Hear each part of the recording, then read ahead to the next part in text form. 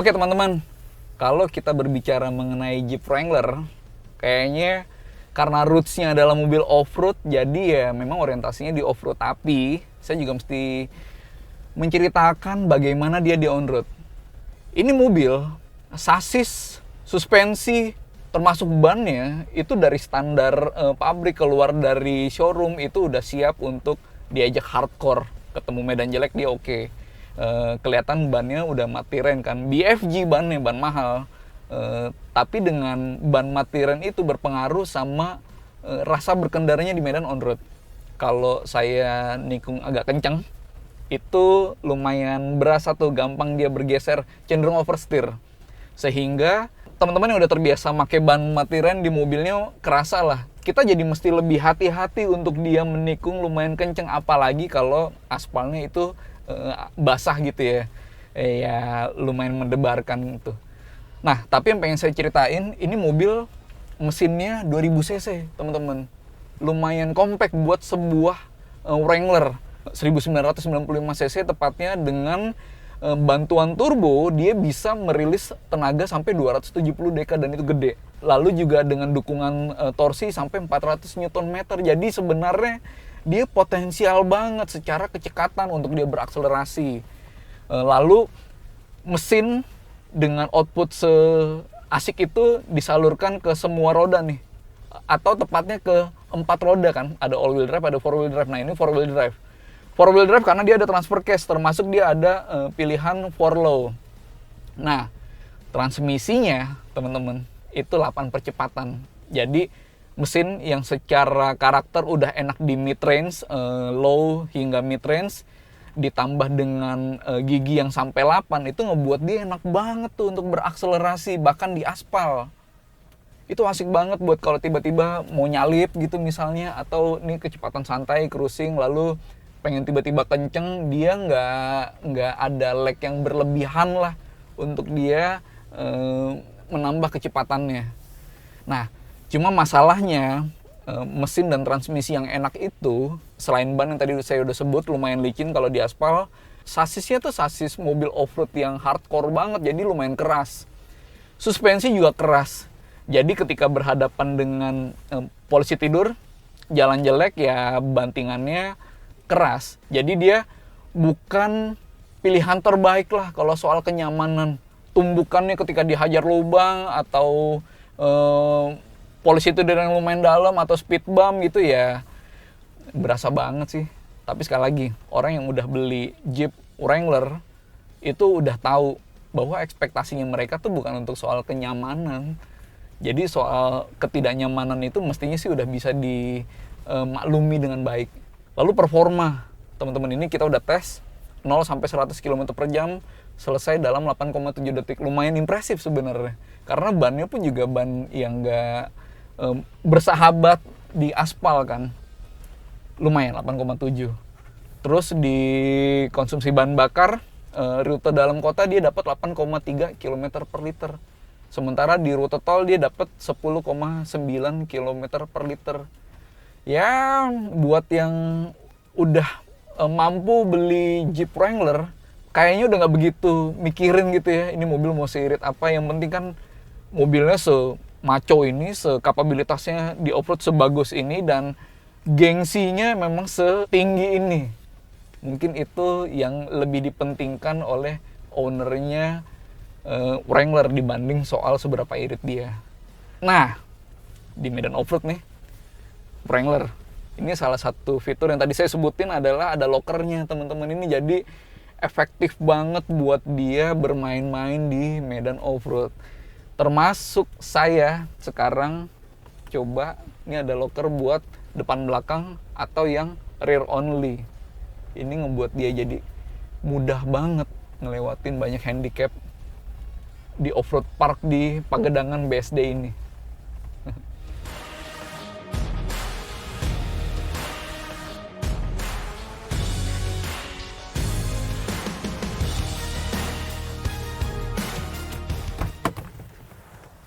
Kemudian saya tetap mesti ngebahas bagian eksteriornya, teman-teman, desainnya. Ini saya mesti mengakui bahwa di antara banyak mobil tes yang kebetulan kami pernah coba, Wrangler adalah salah satu mobil paling jantan yang desainnya paling laki. Iya nggak sih?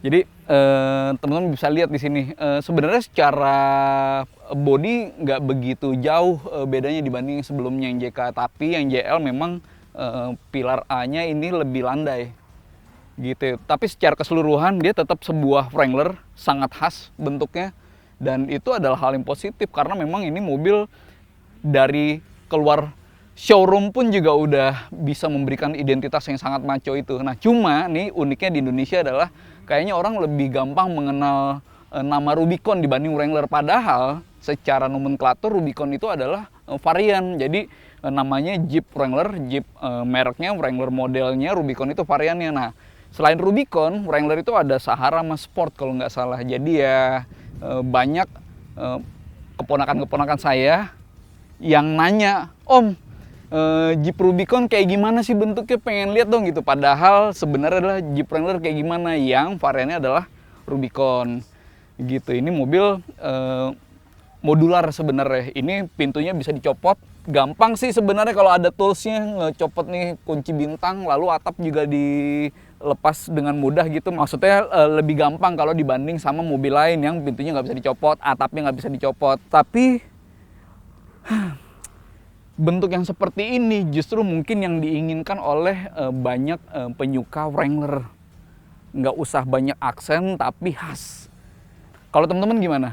Dengan bentuk ikoniknya ini menarik nggak di mata teman-teman yang mungkin suka sama mobil 4x4? Ya karena kita nggak bisa memungkiri bahwa mobil 4x4 itu banyak yang juga jago gitu ya off-road. Ada Land Cruiser, mungkin ada Defender, Land Rover, juga ada Mercedes-Benz G-Class. Tapi kalau soal kemacoan, ini ikonik banget nih. Dan aksen-aksen dari Jeep Wrangler itu juga terlihat dari detail-detail yang kecil namun efektif. Kayak hook yang di bumper, itu bahkan sama Jeep dicat warna merah. Yang saya juga suka dari Wrangler ini adalah kapnya. Ini hooknya di sini, lalu hook yang di dalam dibuka. Ini sebenarnya udah ada besinya ya. Tapi kap ini juga bisa dibuka sampai ke kaca, ditempel ke kaca buat akses kalau misalnya lagi perbaikan. Jadi mekanik untuk ngebongkar mesin pun aksesnya lebih luas. Tapi mesinnya ini kecil sebenarnya untuk sebuah Wrangler 2000 cc, 1995 cc tepatnya, tapi dikasih turbo. Nah makanya tenaganya bisa sampai 270 dk dan torsinya teman-teman itu sampai 400 Nm, itu lumayan gitu. Lalu ditransfer ke 4 roda udah jelas 4-wheel drive dengan transmisi 8 percepatan. Jadi meskipun dia memang orientasinya off-road, Jeep itu adalah mobil off-road yang makin kesini dibuat untuk kompromi dengan on-road, tapi dia route-nya adalah off-road. Nah, dengan potensi mesin, lalu transmisi 8 percepatan, ini enak juga dipakai on-road untuk bergerak gitu. Tapi kalau secara pengendaraan, bantingan, suspensi ya seperti yang tadi saya sampaikan, nggak senyaman itu. Ada mobil lain 4x4 yang lebih enak dari Wrangler, termasuk Rubicon yang paling mewah. Ada.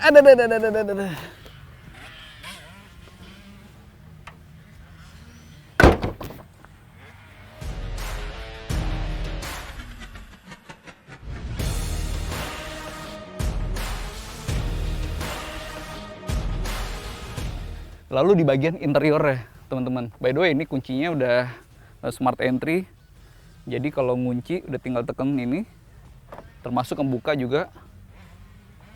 Ini taruh udah bisa buka pintu. Nah yang pengen saya sampaikan adalah ini mobil harganya udah di atas 1,5 miliar. Dan itu termasuk lumayan ya. Karena kan ada juga mobil 4x4 lain yang harganya di bawah itu. Nah tapi dengan harga yang mahal, kita bisa melihat bahwa secara kepraktisan dia biasa aja kalau nggak mau dibilang buruk. Termasuk kayak door trim nih, ini nggak ada kompartemen terbuka. Dan alih-alih kompartemen terbuka, ini dikasih net aja gitu. Bahkan untuk naruh hand sanitizer. Kemudian di jok, ini Pengaturannya banyak, bisa naik turun, maju mundur dan lain sebagainya, tapi semuanya manual. Bahkan untuk reclining ini pakai strap teman-teman, nggak tuas. Saya tunjukin tuh. Gitu. Dan teman-teman kelihatan di sini, mudah-mudahan bisa ditunjukin di kamera bahwa ini ruang kakinya sempit nih. Kecil. Karena di sebelah kiri ini ada palka yang untuk selongsong transmisi kan di dalamnya. Jadi ruang kaki di dalam Wrangler ini memang kecil. Lalu kalau misalnya pintunya ditutup, nanti akan terasa bahwa nih ruangannya memang terbatas, dekat dengan pintu kayak Land Rover Defender. Terus ini juga antara bahu dengan dashboard itu rasanya deket. Jadi nggak ada kesan roomy lapang gitu, nggak ada. Kecuali kalau misalnya atapnya dibuka, kan headroomnya jadi infinity gitu ya. Tapi intinya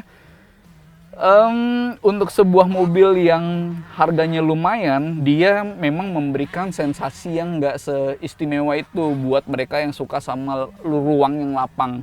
Tapi bisa jadi itu justru menjadi hal yang menarik teman-teman, karena kesannya begini, ini pintunya bisa dicopot.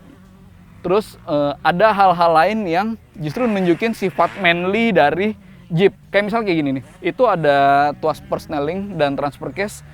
Ketika banyak mobil lain Mercedes-Benz gitu pakai tuas persneling, udah dituas yang di samping setir. Itu Jeep di Wrangler itu malah dengan PD-nya pakai tuas besar-besar nih, yang malah makan tempat. Ini gede banget nih. Kebayang nggak kalau Mercy udah ada pakai tuas di sini, lalu juga ada pabrikan lain yang pakai knob putar gitu. Ini malah mempertahankan tuas sebesar ini makan tempat, tapi feel-nya tuh justru lebih kuat. Nih Wrangler banget nih. Gitu, termasuk ada rem parkir. Dia udah ada hill start assist nih, tapi rem parkir sebesar itu. Yang menyisakan ruang buat cup holder hanya 2. Ini kebayang kalau misalnya ini ada ruang yang besar buat naruh barang, pasti lebih praktis kan. Tuh, dan di sini ada pegangan buat kalau goyang-goyang di off-road. Glove box-nya pun juga kecil. Jadi secara kepraktisan memang ini mobil biasa saja kalau nggak mau dibilang buruk.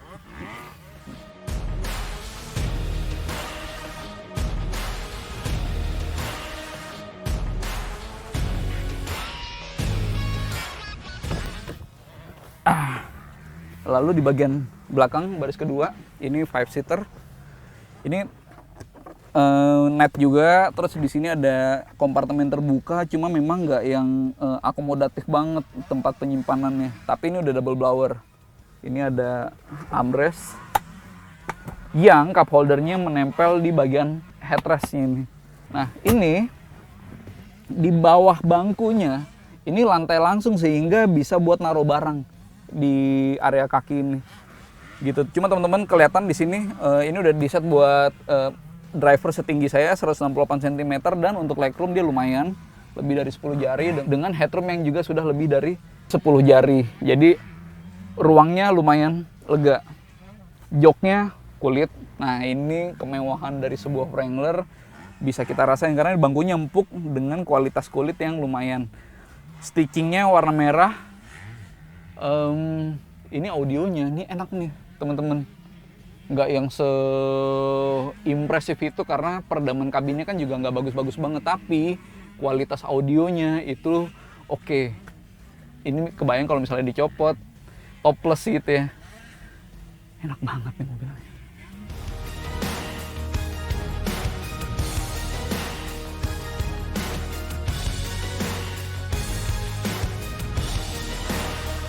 Lalu fitur teman-teman, ini memang orientasinya kan sama medan off-road ya.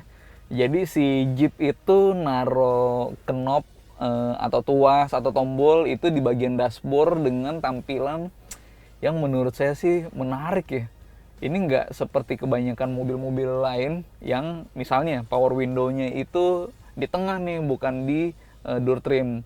Lalu ini nih teman-teman, soal locker depan belakang maupun yang belakang doang, ini ditaruh di sini dengan frame warnanya merah. Keren banget sih. Lalu yang nggak kalah menarik adalah soal kamera. Teman-teman, ini gambarnya tajam banget. Tuh. baik siang maupun malam ini bisa memberikan visual yang jelas. Jadi kalau buat mundur ke belakang itu enak.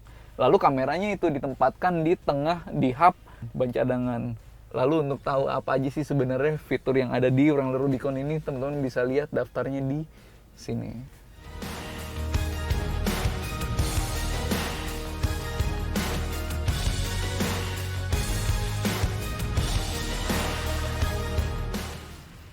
Wah, hujan.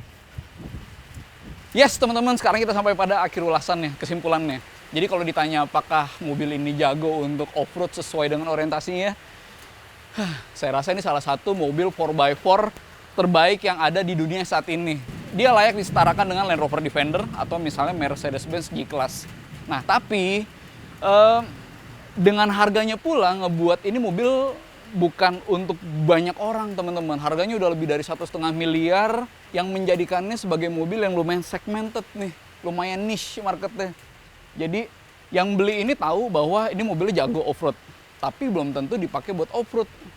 Ini bisa menjadi sarana untuk mainan mahal gitu misalnya, untuk gengsi gitu misalnya, atau lebih ke soal cita rasa. Karena Wrangler itu kayak Harley Davidson, itu menyimbolkan kejantanan mobil yang jago di dunia off-road. Itu pun juga sudah menjadi faktor yang penting bagi ownernya gitu. Kalau saya ya nih punya uang untuk membeli mobil ini, lalu memperhitungkan kapabilitas off-road udah harus jago, kemudian juga bisa mendapat bonusnya soal gengsi, ya ini menarik buat saya gitu. Mungkin itu dari saya. Jangan lupa like, subscribe, dan komen teman-teman.